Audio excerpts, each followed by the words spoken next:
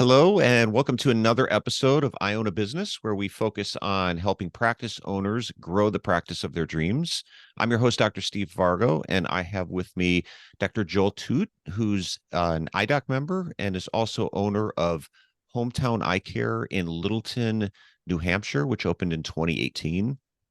And while I'm sure there's plenty of interesting things about Joel, we're going to focus on something today that we invited him on this podcast because his practice reached a milestone much sooner than a lot of other cold starts.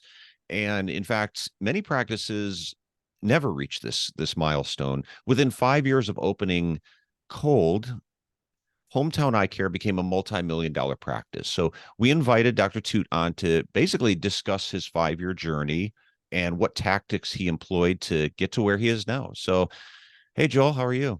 I'm well, Steve. Thanks for the invite. So, I was thinking about this before we started.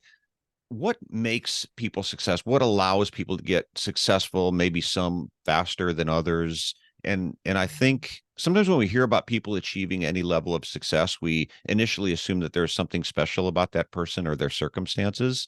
And I like to look for those things that lead to becoming successful or early success. And a lot of times I just find that those people tend to be more action oriented. The world is made up of thinkers and doers, and they're both important, and at times we're both. But I think some people who could achieve success maybe a little faster spend a disproportionate amount of side on the thinking side as opposed to the doing side. So would Absolutely. you share that sentiment? I completely agree with you on that.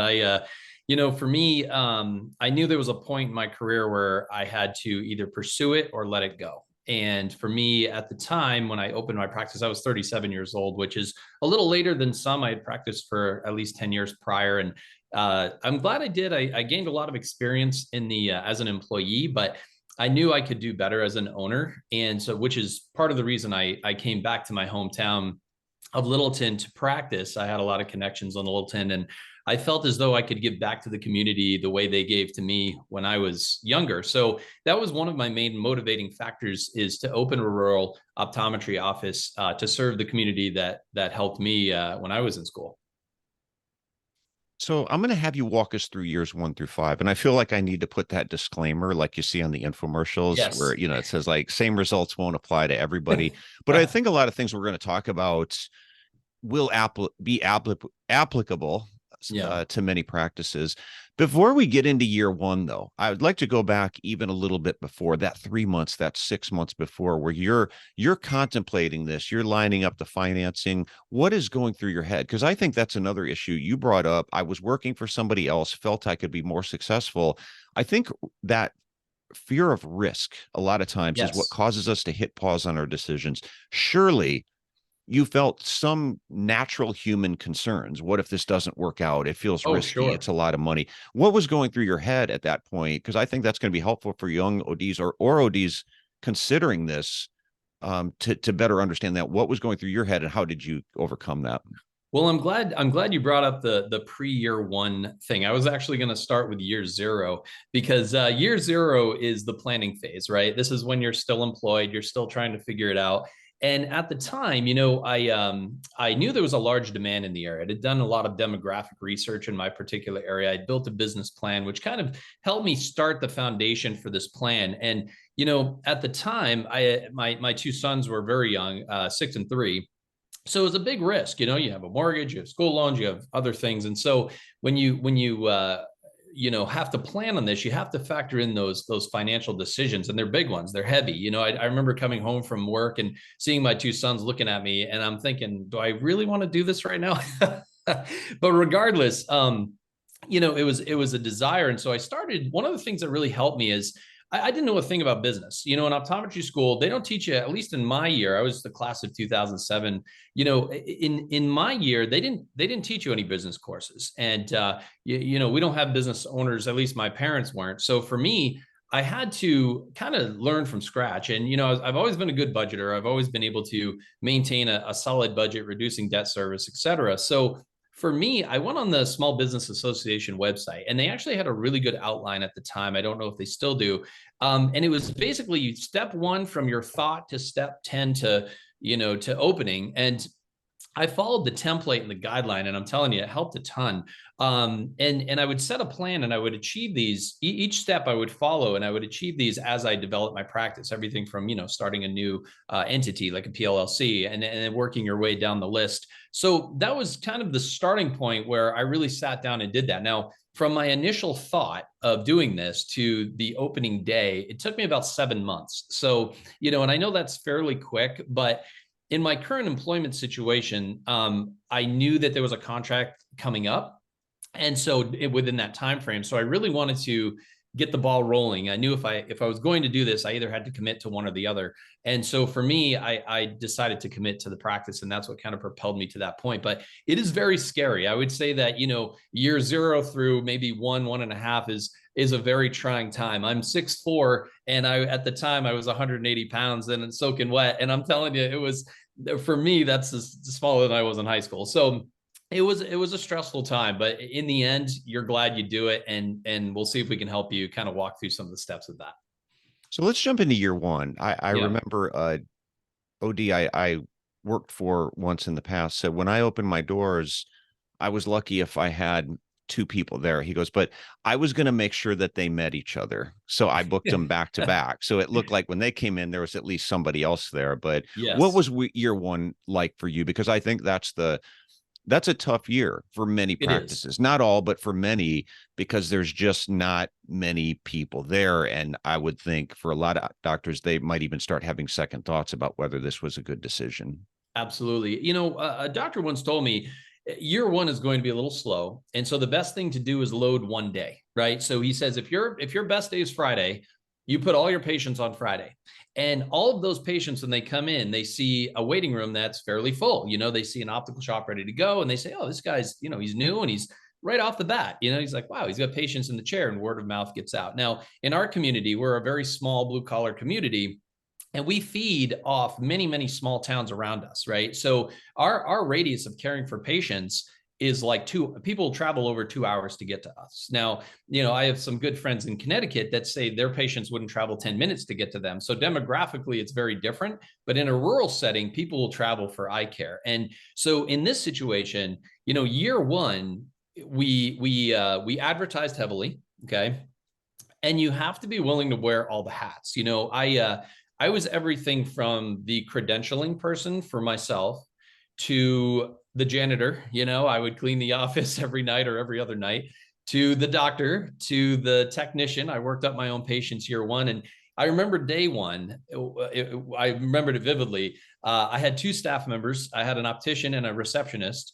They're still with me, by the way. And those people, the 3 of us opened cold, and I'll never forget, I saw 6 patients that day and I was exhausted.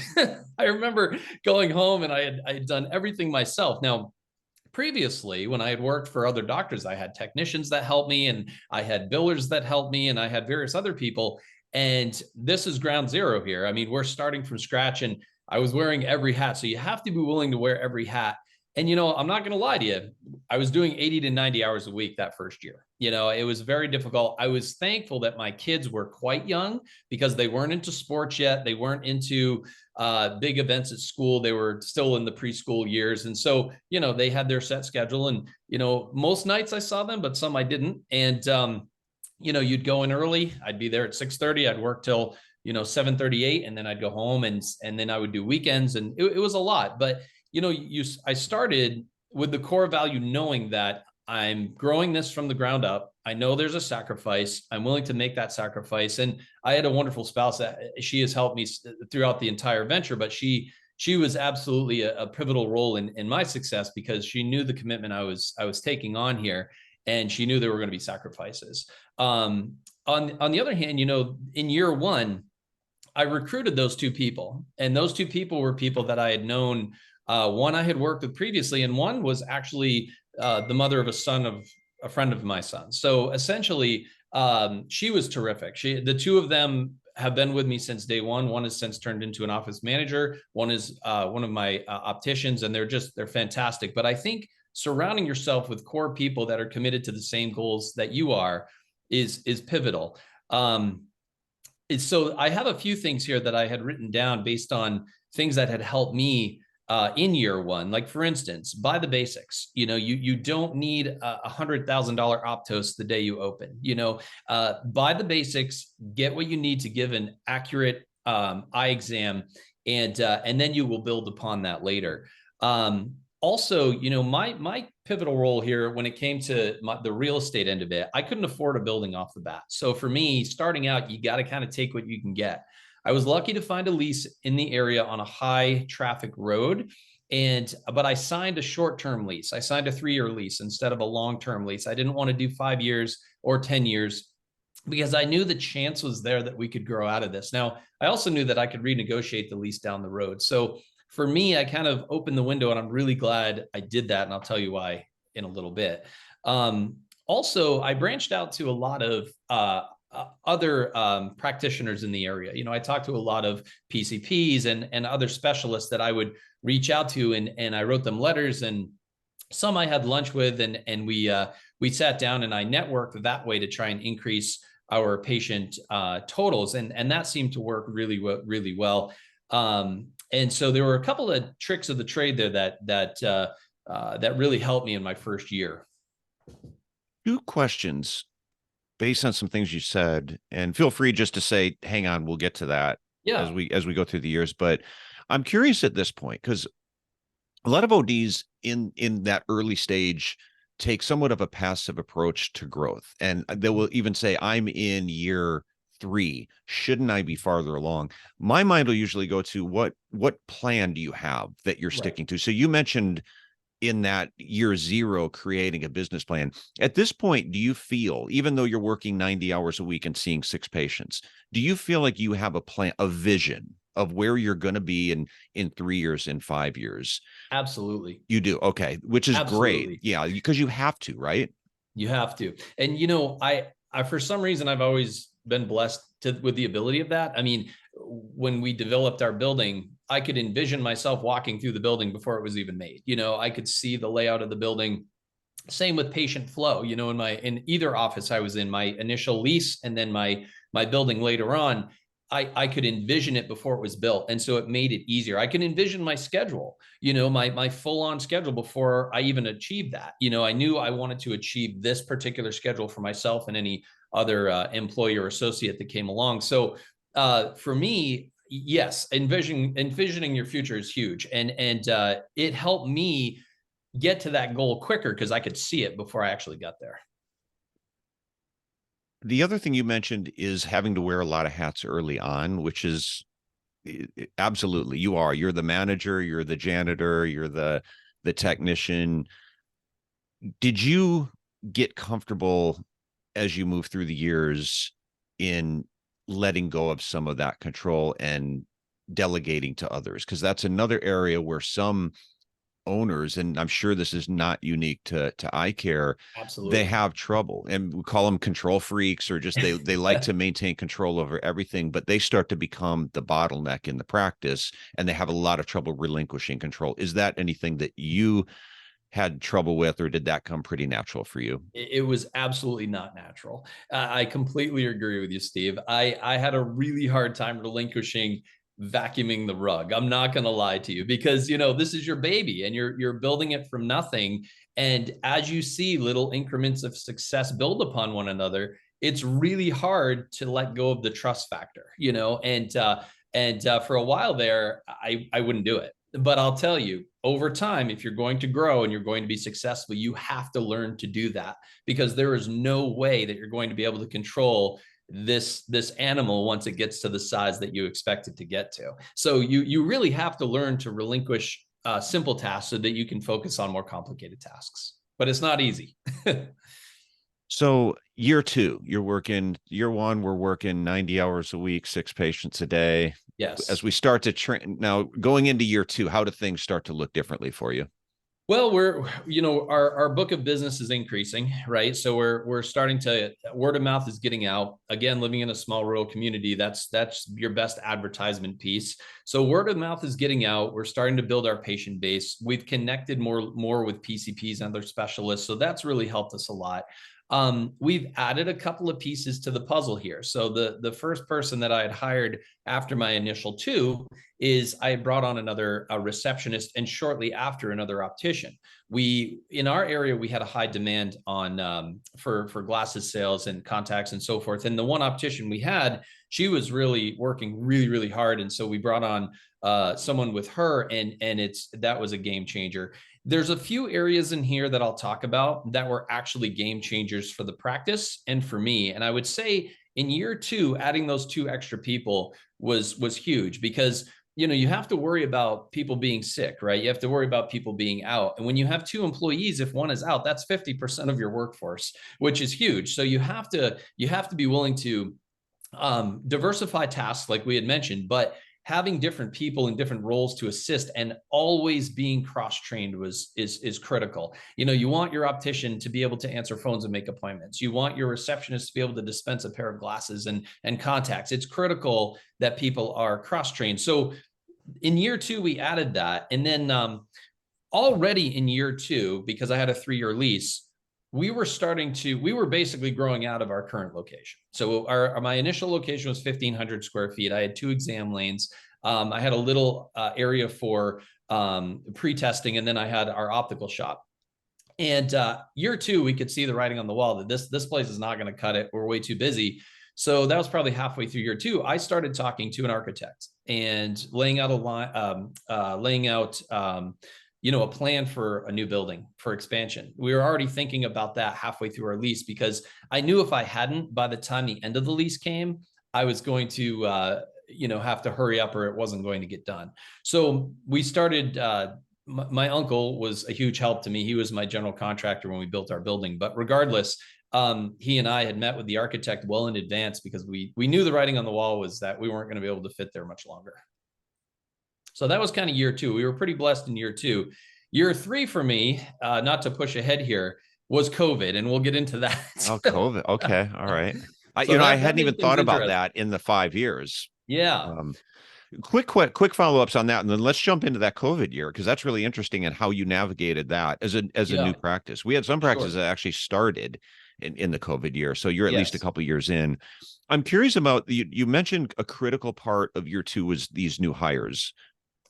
So what is your process for deciding when to hire, and also who to hire? Because now you're getting in, when it starts and it's just you and maybe one other person, or 2 other people, you're just this small team. You start getting into 3, 4, 5 employees. You've got something on your hands called a culture that you've got to maintain. Absolutely. And it's only going to become more relevant the bigger you grow, to make sure that we have a clearly defined culture, and that we're hiring for that. So I'm just curious, what was your process for deciding, hey, we need somebody else, or we need a few other people? And also, how do I go about selecting someone who's going to be a good fit for my practice?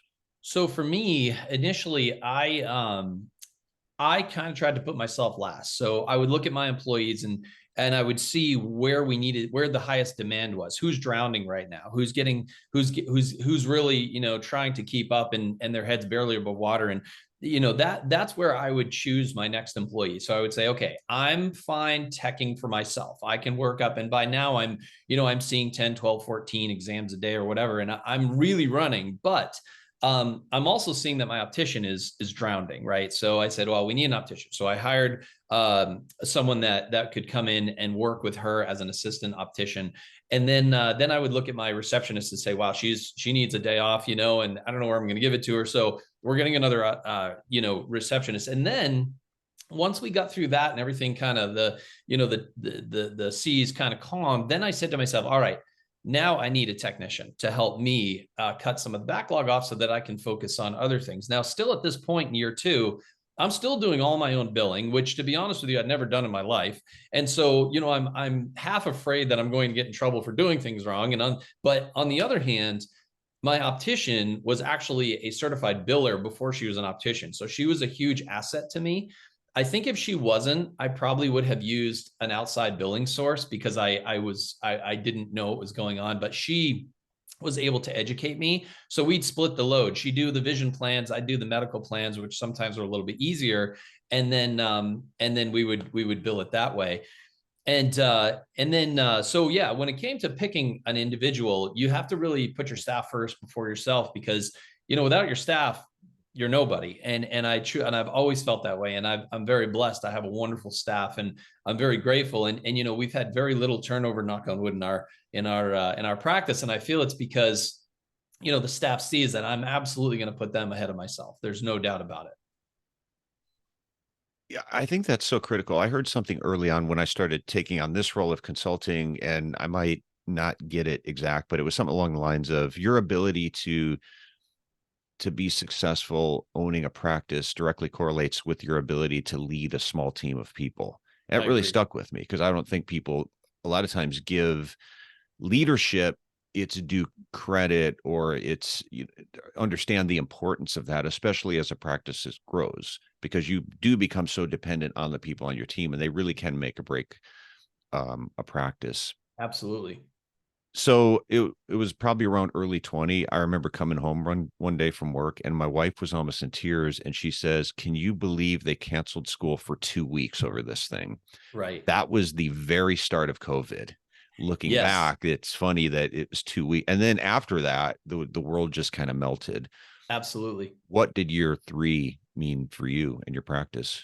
Well, I'll tell you, that was a challenging year, but a good year in a different way. All right. So here's what I mean by that. We had broken ground on my new building when COVID hit. And my uncle looks at me and he says, "I don't know what this is going to turn into. You sure you want to do this?" And I said, "Well, the ground's broken. There's no turning back now." Right. So that was a very challenging and stressful year, because you would see especially during that up here, April, May, June timeline, where, we were really cutting back. And while I was still in my leased location, there was a month there or two where I was the only person in the office. I didn't want my staff there. I was answering phones. I was dispensing glasses. I was selling glasses. I was working up people's exams. I was doing the whole thing. And I was lucky to get an exam in an hour. And, I was saying to myself, my gosh, how is this going to work out? But in the end, it really did work out, because, things calmed down. Construction, takes a while. So we got through that. And the key about year three for me was I hired a biller. Billers, I can't tell you how critical they are. They're my biller is absolutely fantastic. She's been with me since then. She changed the landscape for my work schedule, right? So I reduced my hours in year three from 80 hours a week to about 50. And I literally felt like I was on vacation. Like, it was unbelievable. The biller was probably, for me personally, one of the biggest game changers of anything. So that was a huge positive with year three. COVID was challenging for everyone, and we certainly applied for the PPP loans, and that helped a lot when it came to payroll and keeping everybody on staff and so forth. And we were lucky to be able to get back to practice fairly quickly, of course, using all the protective garb and all of that. But that was definitely an interesting year, no doubt about it. I'm curious, as you focused on the biller, and when you brought this up I think in year one, the importance of your staff being able to multitask and Yes. take on different roles. As the practice started to get bigger and you hired more people, do you still take that approach in year five, year four, year Yes. five, or have you found that they're more specialized? Because I've seen Um, both, and I don't know if there's one better way than the other. Yeah, we really try and keep everybody absolutely cross-trained, and I'm not saying that everybody can do everything, but if someone is out at the stage we're at right now, we don't feel it. We have somebody that can pop in their place and take over and fill the gap, rather someone is, sick or on vacation or whatnot. So I absolutely, when I hire, I take the same approach as I did year one, in the sense of, one, you have to find the right personality to jive. And that actually is the hardest part. As you grow, you have more people, right? And everybody has a different personality. And the person you bring on, you want to kind of fit with everybody. And that's hard. When you have two people, hiring someone to match with those two people is a lot easier than when you have 12 people. So, and it doesn't always work. But for the most part, if you're careful on who you hire, you really take the time to do a good interview, and you know where their interests are, then absolutely. And during an interview process with any employee, I always ask them, I say, what do you like to do? I don't want to make you do something you're not going to want to do. You may have applied for this receptionist position, but do you like optical work? Is that something that would interest you? Are you interested in billing? Are you interested in teching? And and it's amazing the people, what they'll say. Some people say, oh God, I don't have any interest in that, but that sounds really cool. And in the end, a lot of people that I hire end up doing different positions than what they started with. And it's just because of that interest. So it's, I think the interview process is really critical. And I hope people pay attention to that last part you just said, because I think it's such a great question to ask, not even just people you're hiring, but people who already work for you. What do Right. you like to do? What part of this job gives you joy? I think we have to consider it these days with the job market we're in, where there's a lot of turnover. And if you want to keep people, it may be the one thing that keeps people tied to a job, even when there's Right. a slightly better offer somewhere else in terms of pay, but also loyalty. I mean, Mm-hmm. if you go to work and you like your boss and your boss actually cares about your well-being and happiness at work, I think you're going to be more loyal to that practice. So it's really, a lot of these things continue to come back to staff for me. So I'm curious, I don't want to jump around because we'll jump into year 4, but a question that's on my mind now is, do you have a manager? Because now your team is getting bigger. You probably hit that point where you found that it's difficult to manage all these people Yes. and do eye exams. So I'm just curious if you have a manager and what that relationship is like. Yeah, so there's a young woman. So the lady who started as my receptionist day one, she is someone that we now consider our office manager, and her and I really do divide tasks. She is fantastic at a lot of things, and then there's other things that I'm still not very good at relinquishing, like we had talked about earlier. Now, does that put more work on my plate? Yes, it does. But she is terrific, and so she's grown with me. So she started as a receptionist. She basically wrote the book on what we do as a receptionist at our practice. And then as we grew, she converted into a technician. And so she taught people how to be a receptionist, and she then became a technician. And within the last year or so, she's also learned how to run our optical. So she has really worn all the hats like myself, and she's one that I trust wholeheartedly to go into the trenches with me every day, and I can basically rely on her for everything. Her current position right now, outside of managing, is that she is afloat. So she doesn't have a specific role. She's not a receptionist. She's not an optician. She's not a technician. She's a fill-in. So she handles all the behind-scenes paperwork and various other things that I don't have time to do that I trust her to do. But then if someone's out, she can fill in an optical, she can fill in technician in the technician area, or she can fill in a receptionist, and it's just seamless. So I think having a good manager is vital to the practice of it, to the success of a practice, especially as that practice ages. But at the same time, I still think that the doctor has to have his hand in that. He can't completely, or she can't completely relinquish that task to someone else, because then you lose touch with what's going on with certain aspects of the practice. And for me, I've never been one to not work. I work 5 days a week. I see patients 5 days a week, and I'm usually at the practice 6 or 7 days a week. Now, granted, on the weekend, I may pop in and make sure the AC is running, silly things like that. But for the most part, I am still very much committed to my practice. And a lot of my associates have said, you're crazy working 5 days a week. Why don't you work 3 or 4? But for me, one, I enjoy being there. Two, I actually enjoy working. And three, when it comes down to it, I feel like if my staff sees me devoted, they're going to also be devoted. And I have staff still to this day that say, you're here more than anybody. Why don't you take a vacation? And my staff actually talked me into a vacation this year, which was good. But for the most part, I mean, I know that can go either way, right? I mean, it's burnout's a real thing, and I get that. But for me, I enjoy seeing my patients. I enjoy working hard. I don't mind that. At some point, if I don't enjoy that, then I'll cut back my time. But for right now, I enjoy it. You mentioned what a game changer it was to get a good biller in there. Mm. I hear this a lot with managers, that how much of a difference that can make in the practice and the office flow. And I agree completely. The owner still needs to be involved, but when you get a certain number of employees, it's like chasing, or it's like herding cats, right? There's just too Yes. many employees out there. So you need that mid-level manager, that point of contact that you can meet with, and there's an understanding there, and then that person can take the make sure that everything is running smoothly than with the team. So I hear that a lot with managers. And I always tell people, if you want to work 6 days a week, work 6 days a week. If you want to work one day a week, try to set it up. But as you know, the day may come where you decide, I actually don't want to be here 5 days a week anymore. I want Right. to be here 3 days a week or 2 days a week. So I'm sure you've thought this through as well, is building that practice that isn't completely dependent on you. You can be there every day if you want to, but down the Yep. road, knowing that I'm building a model here that I don't necessarily have to be here. And I think you'd agree. It's probably the people you put and the management, the systems and the Completely. managers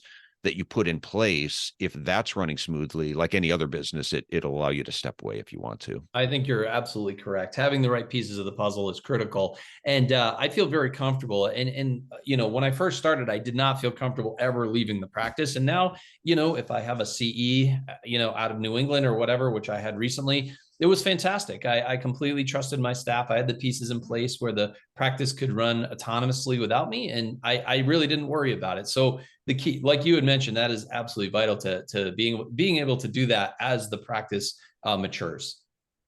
So where are you at in year 4? People are starting to come out of their house a little bit. They're looking around. Can we get a little closer than 6 foot? Is it Right. okay if I take this mask off? The world is slowly starting to return to normal a little bit. What Yes. does year 4 look like for you? So year four, it was kind of towards the end of year three, but year four, the floodgates opened, Steve. It was crazy. I mean, we were so inundated with patients that were due for an eye exam, but hadn't had one the year before either. So we were getting flooded immensely in year four, and I could not keep up. It was insane. So this is the year that we hired our associate. And this doctor I had known for quite a few years prior. And you know, he had come on board and he was looking for a long-term stable type of place to be, and he didn't live far from where we practice, and the shoe fit really, really well.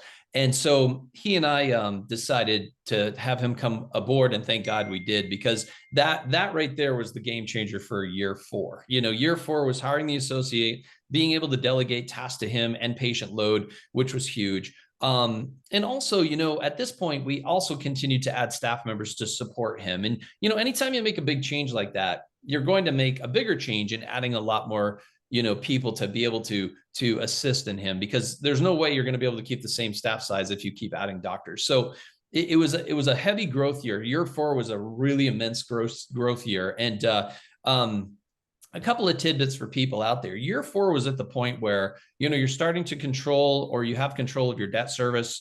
You're starting to have a little more money in the bank. And this is where you go out and you buy that piece of equipment that you couldn't afford before, or, you hire that extra staff member to take that load off, or that you couldn't maybe afford or were afraid to hire before.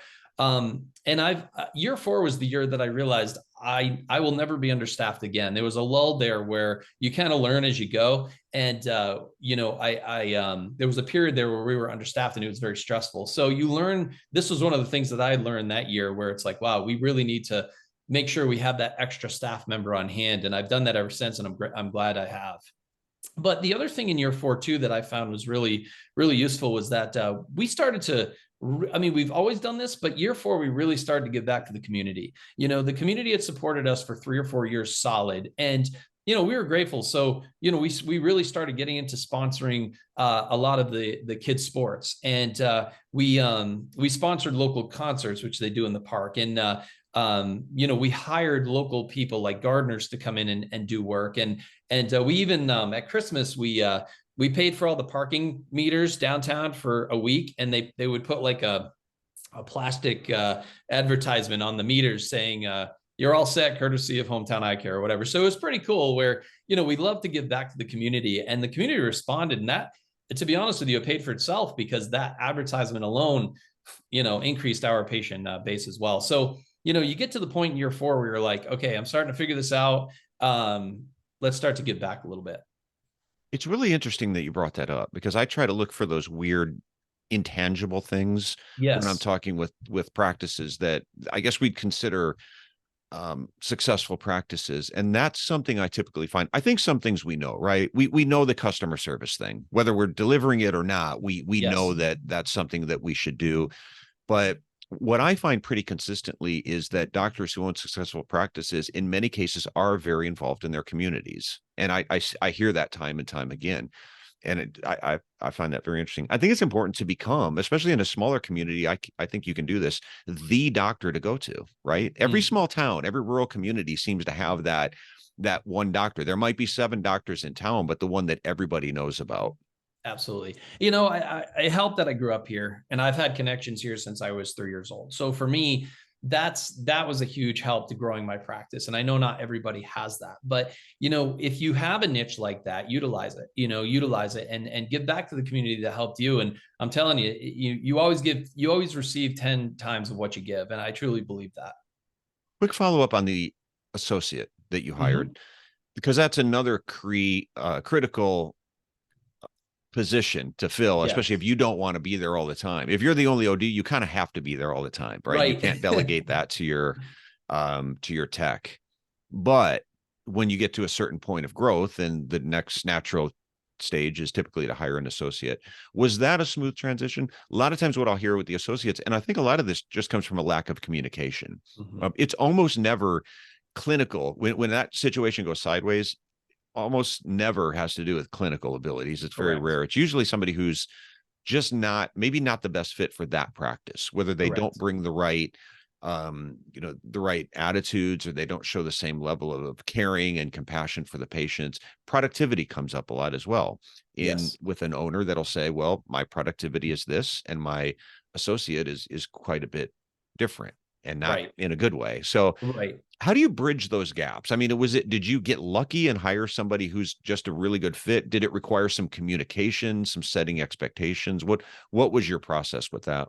Well, I did luck out a little bit because the associate I had, he and I worked together for quite a few years prior to me opening even. And, we had always joked about down the road, he always used to say, hey, because I had always kind of chewed the fat with him and said, I'm thinking about doing this. And he goes, if you ever do, give me a call, and so that night I gave him the call. We actually went out to dinner and I asked him to get the band back together, and he was very on board with that. And it's been wonderful. So I can't tell you that I just pulled a name from a hat and said, well, maybe this person will work. But in retrospect, thinking on that line, I think you have to go through the same process that you would any interview. And, you have to look for personality traits. And really, this person that you're hiring is one of the most critical people in your office. So you have to really do your homework on these people. But if they have a similar goal, and there's things that when I'm in an interview like with a doctor, I always ask different things like less practice stuff and more area stuff. Like, hey, what do you like to do? And what brings you to this area? Why do you like this area?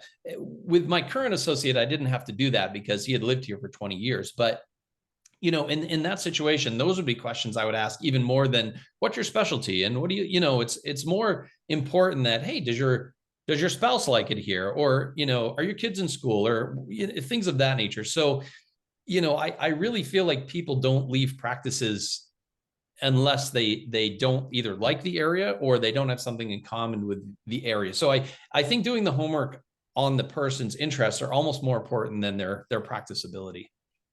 And I think just having that conversation with somebody, I think it was Jay Binkowitz once who told me that, part of my interview is just having a conversation and trying to decide if Absolutely. this is somebody I'd like to go have a beer with or a That's coffee, right. depending on what time of day it is, I guess.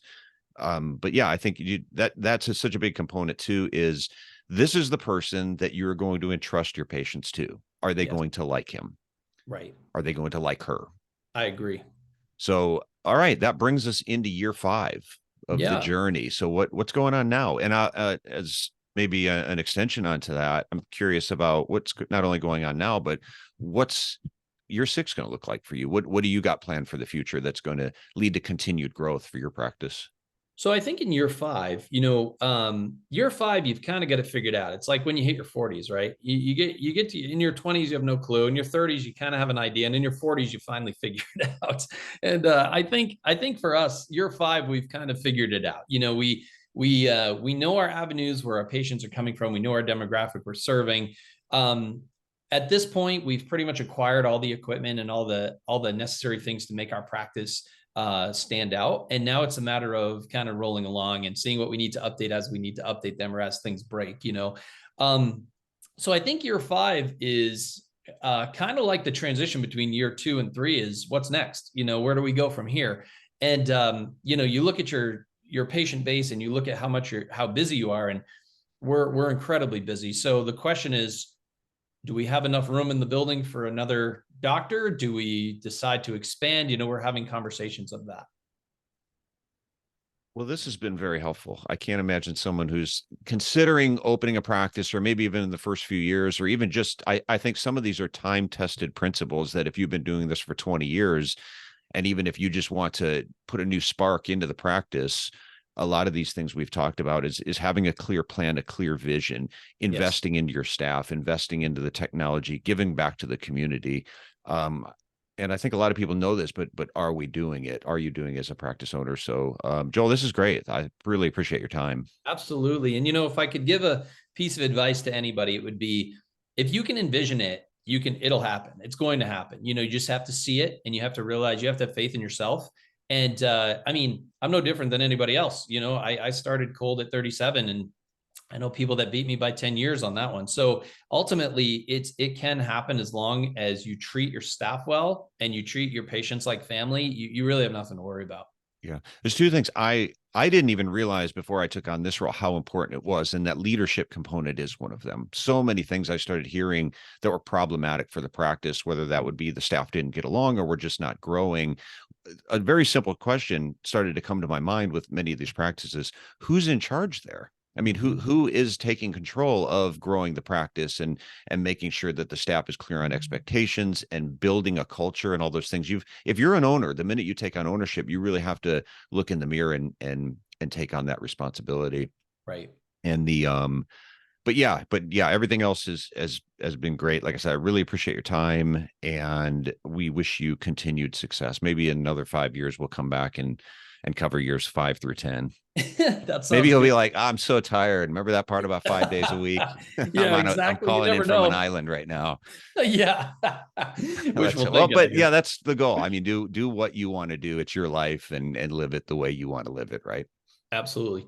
All right. Well, thanks so much, Joel. We'll close out Thank there, you. and I will end by saying thank you to Joel and thanks to everyone for listening. And if you'd like to hear more about iDoc and how we work with ODs to help them grow their practice, you can find out more at idoc.net. So thanks for listening.